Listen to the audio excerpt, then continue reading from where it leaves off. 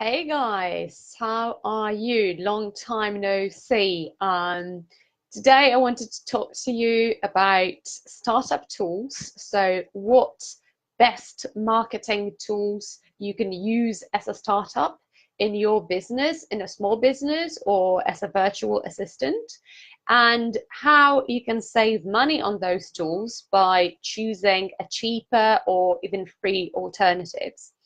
So, first of all, check out the post that I linked in this post, in this next to this live, because it's full of a lot of screenshots, a lot of explanation. So it will be easier for you to follow if you're reading the post while I'm talking about the tools.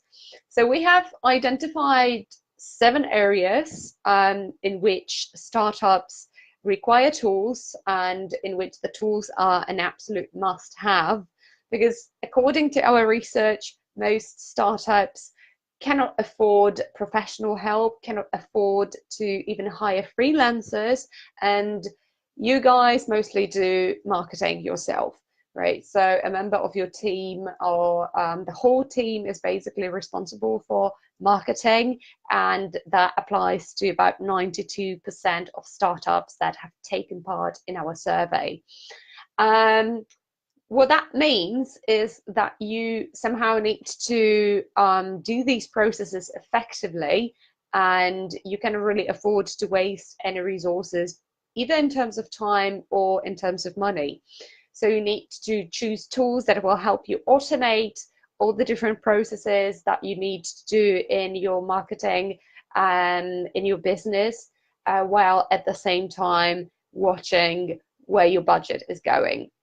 So the 7 areas that we identify that are important for startup marketing are competitor analysis, search engine marketing, content creation, graphic design, social media scheduling, social media listening or monitoring, and email marketing.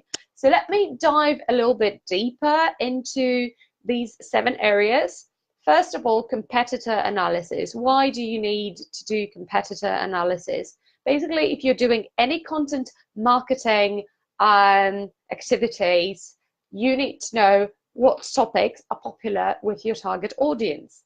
And the best way to check is by doing research on your competitors' blogs and seeing which of their posts got the most social shares, for instance, Facebook shares or retweets, and which of them got most backlinks to. This indicates that these particular topics basically attract a lot of attention. And the best tool you can use for this is Ubersuggest. It's basically the best because it's free, it's very robust, right? You could also use BuzzSumo, but you have to pay quite a lot of money for BuzzSumo. So if you are on a tight budget, Ubersuggest will be perfectly sufficient for you. The second important area when it comes to planning your content creation is search engine marketing, so keyword research. You need to basically check which keywords have low difficulty and high search volumes, and which you should include in your blog posts if you want to attract traffic from search engines, which is, of course, a very valuable source of traffic because people go to search engines when they are looking for solutions to their particular problems. And when it comes to tools, again, Ubersuggest will be a really good, affordable solution for you because it's free. There are a lot of other tools like Ahrefs, KW Finder, or for instance, SEMrush, which are very good, but you have to pay at least about $100 per month to use them, which for a lot of early stage bootstrap startups may be too much. Okay, so now moving on to content creation. What tools do you need when you're creating your blog content? Of course, you need a blog, and WordPress.org will be the best platform for you to blog on. But then you need some tools that will help you create actually high quality content, both in terms of SEO and in terms of the language. So in terms of SEO, there is a WordPress plugin that is very, very useful and that helps you monitor both your search engine optimization, so how optimized your text is for particular keywords, and also it will allow you to monitor readability. So judging by Flash readability index, it will tell you whether you're writing in sentences that are understandable, whether you're writing in a way that is basically readable and nice to read, easy to follow for your target audience. Right. So Yoast SEO is really robust and is a great plugin, and it's free if you are checking only one keyword at a time. But you can outsmart the plugin, and you can put in several keywords, but one by one in the keyword, focus keyword box, and then the suggestions will be updating themselves. So you simply need to put the keyword, record the suggestions, adjust the text, and then put another keyword and do this all over again if you want to save money.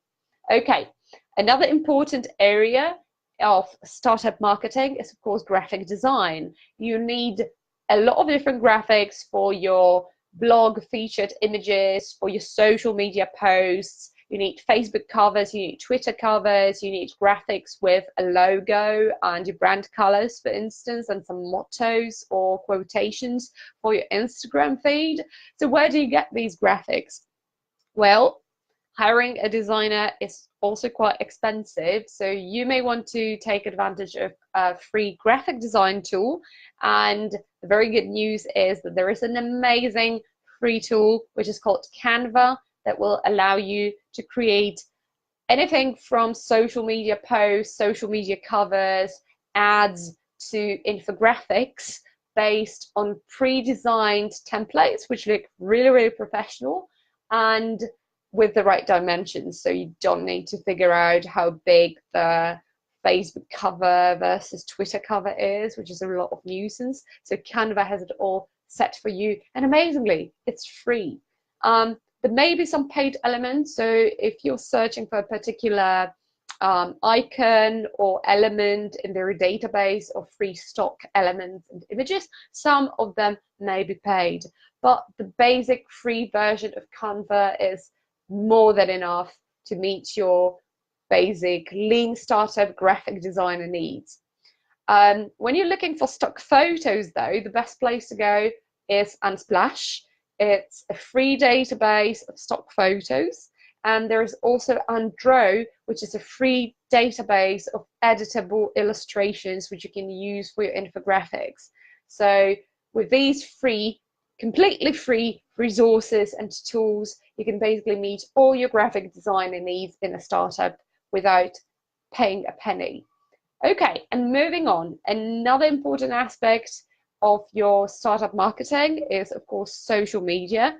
And in order to be effective with your social media strategy, you need to be present. You need to be present several times a day, and you need to be everywhere where your audience is hiding in order to leverage social media as well as you can. How to do this when you're busy running a business, when you're busy probably also having a job, because when you're bootstrapping and initially your startup is self-funded, you need to somehow make a living, right? The best way to stay on top of the social media game and at the same time work on other things and have a life is to use social media schedulers to batch your content.